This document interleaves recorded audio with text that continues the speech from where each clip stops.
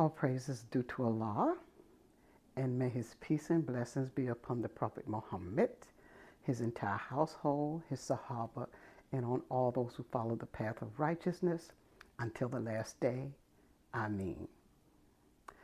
My team and I are not affiliated with any political group, any organization, or movement.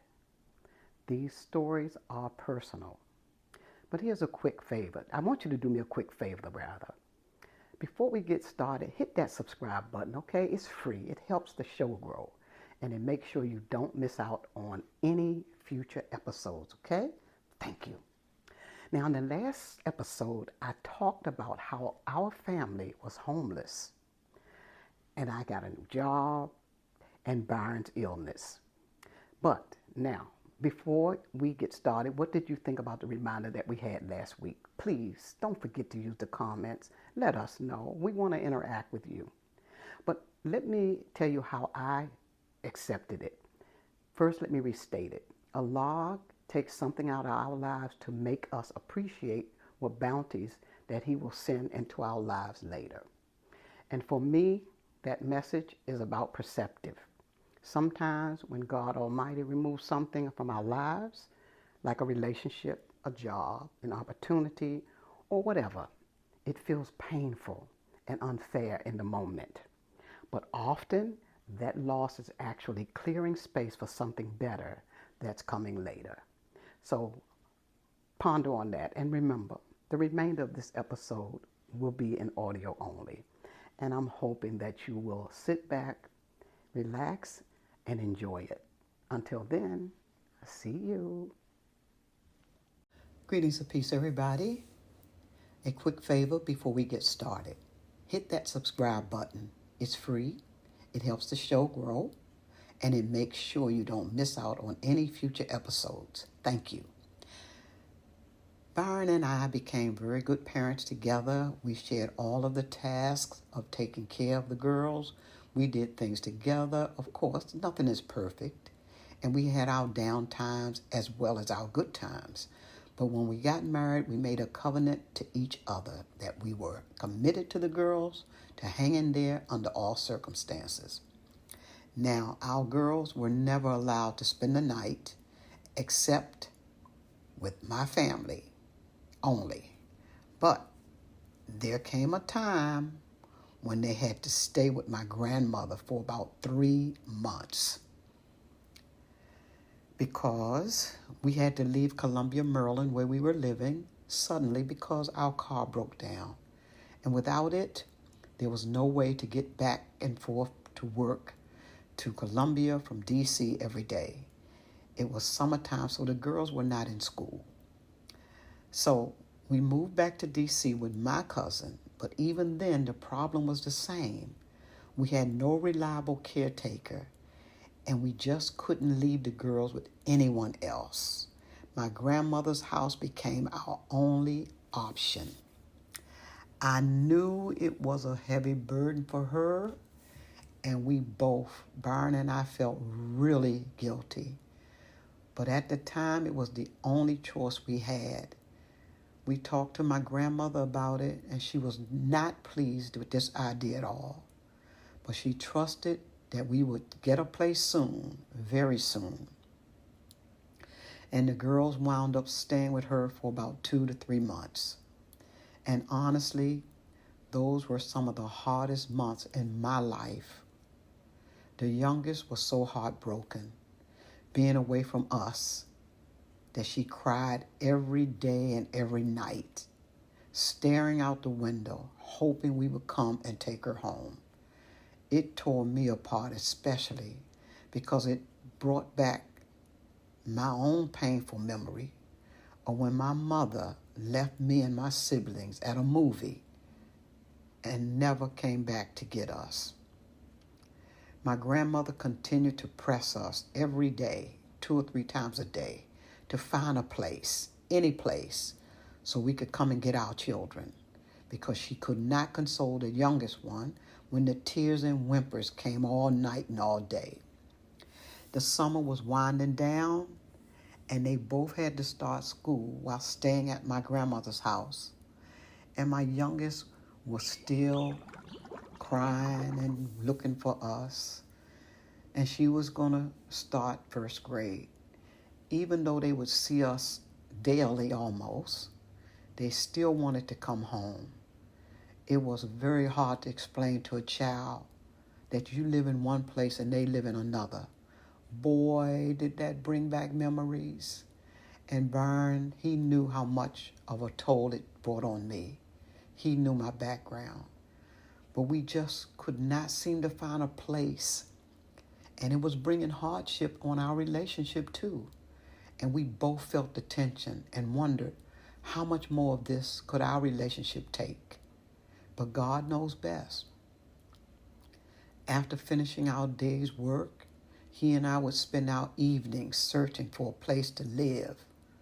And one day, we visited an apartment complex in Langley Park, Maryland. The manager told us, yes, there are vacancies, but they are already reserved for future tenants who had already applied for them. He explained that he could put us on a waiting list, though the wait could be either long or short. He couldn't say which one would come first. I remember clearly how me and Byron sensed the softness in this man's heart. We explained to him that we were essentially homeless without our children, and how our youngest one cried every single day because we weren't there. Byron and I even shed a few tears as we spoke. The man paused. Then he said, okay, I'm going to give you an apartment and you can move in tomorrow. Then he explained that he did not want to be the reason a child cried for the companionship of her parents. He understood that we were a displaced family, separated from our children. All praises due to God. And within a week, we were allowed to move in. The girls didn't have their own rooms. They had to share, but none of us cared. What mattered was that we were together again. And from that moment, we promised ourselves that as long as we lived, we would never, ever let anything separate us again. If we lived and nothing happened. Now, the apartment was very spacious. The community was welcoming. There were many families with children the same age as our girls. The schools were just a short walk away, and so was the shopping center. Public transportation was convenient and plentiful, and within walking distance of our new home. It truly felt like a blessing from God. In that same time frame, I started a job as an accountant in D.C. I worked in that position for about a year before realizing it wasn't for me. The work didn't suit my personality at all. Back then, everything was done by hand. Bank reconciliations, journal entries, record keeping, all of it was manuals. Remember, we did not have computers. But because I'm so outgoing and love being around people, I felt caged sitting at a desk all day doing that work, balancing books and reconciling bank statements. That just wasn't my thing. I had to decide if I wanted to do this for the rest of my life. Then I realized, nope. And I knew I had to make some changes. All the schooling I had done to get to this point hadn't been wasted. I had the education and the experience, but the work itself did not fit me. I was disappointed, but I had to be honest with myself. So I went back to school to do computer science management at UDC. I would always ask God to lead me to the right job, something I would truly enjoy. Then, just before 4th of July holiday, I don't remember the year. Don't ask me to remember years and dates. I don't remember. Nevertheless, I was at the McDonald's next to the office where I was an accountant. A man, a French man, he was smoking a pipe. He was in the line behind me in the McDonald's. And out of nowhere, he asked, "What the hell is your name?" I looked at him and I said, "Jackie Forrest." And he went on, "How would you like to work for me? My assistant left and I need a replacement. And I see you all the time. And I can teach you the job. But that personality of yours, you can't teach that. It would be hard to find someone like you." He told me not to answer right away, but to think it over the weekend. He mentioned that the job would involve a lot of travel. I had never been on a plane before, so the idea sounded thrilling. I remember thinking, "Oh my God, is this you answering my prayer?" Then the man told me his name and the department, and I realized we worked for the same organization. I had never noticed him before because I was always buried at my desk, buried in boring bookkeeping and bank reconciliations. When I got home, I told Byron what had happened, and I asked his opinion. And he was happy for me, but reminded me that it was ultimately my decision. He helped me weigh the positive and consider any negatives. The only downside was that he would have to care for the girls whenever I traveled. Although that wasn't a problem, but it did mean he'd have to reschedule his plans. Now, I spent the entire weekend thinking it over, a little skeptical, but mostly excited, and I decided to take the job. The girls understood that I would be traveling and that Daddy would be the main caretaker while I was away. When the weekend ended and the work week began, I was so excited to go back to work and tell my boss that I was transferring to a new department. He was very upset that the director of the other department had approached me without giving him any heads up. But honestly, all that fuss was not really necessary in those days. Back then, jobs looked for people, and today people look for jobs. Once everything was settled and I was free to start my new role, my first assignment took me on a flight to San Francisco, California. My new title was Assistant Director of the On-the-Job Training Programs. I was responsible for writing subcontracts for senior citizens, OJT work programs, and then traveling to different states and counties to monitor those programs. I held that position for about 3 years. In August of 1978, we moved from Langley Park to Tacoma Park, Maryland, where the girls finally got their own rooms. And as a family, we did need more space. And this new community fits the bill perfectly. The schools were within walking distance, and the shopping center just a little farther away. But the neighborhood was filled with children their age. And one of our neighbors became a good friend of mine, while her children became close friends with my girls. It was Christmas season, and our jobs had let us go for the holiday.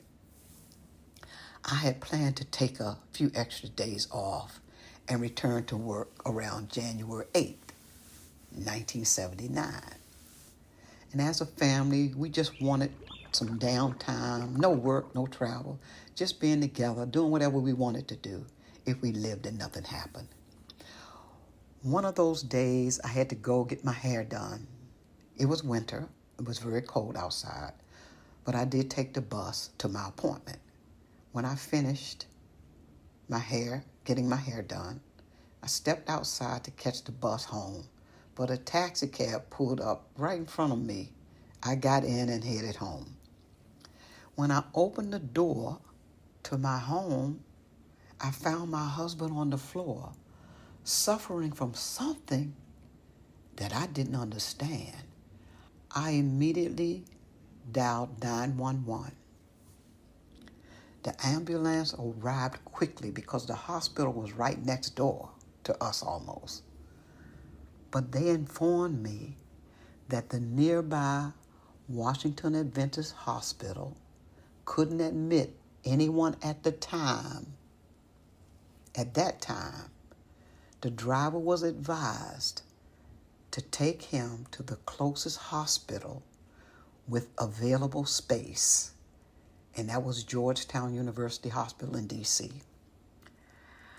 I went with him alone. I had called my sister-in-law ahead of time, asking her to come and stay with the girls, who were just 11 and 13 years of age at that time. The day dragged on, and I still hadn't heard anything about my husband's condition in the hospital. By nightfall, it had started snowing, so heavy that traffic was crawling, and buses and taxis were scarce. I found myself alone in the hospital basement, in the surgery waiting room. Of course, there were no cell phones back then. Finally, the doctor came out. He asked if my husband had been in contact with any rodents or birds, and I replied, "Not that I know of." He explained that an infection had formed on his brain, pressing down on the left side because there was no space for it to expand within the skull.